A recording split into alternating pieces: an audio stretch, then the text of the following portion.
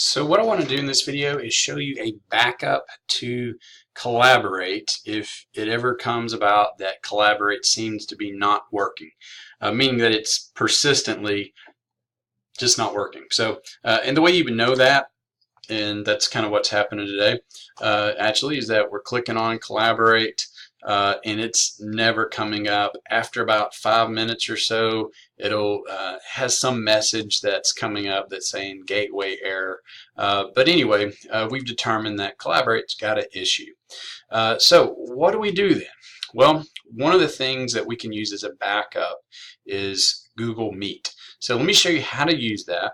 All you have to do, it's actually pretty easy to use. All you have to do is open up your email, your AC email, and then you're going to see these tools that are on the top right hand side that says Google Apps, and then you're going to see the Meet app. So just click there, and I'm going to click Start a New Meeting,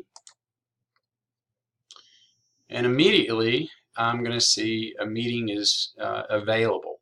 So I'm going to click here, and then all I have to do is copy this link.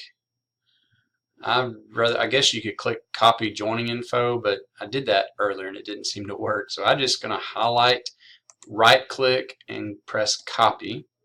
I'm going to go back to my email because I'm going to have to send the link out by email to whoever, or my proctors or my students.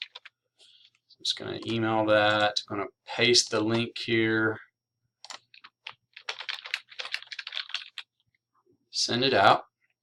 And so I've sent it to my students, or just me actually, and what's going to happen is they'll each get an email. They click on it, and they can join the room from right there. So again, this is just a backup in case Collaborate doesn't work, and it seems to work pretty well as long as internet works, obviously.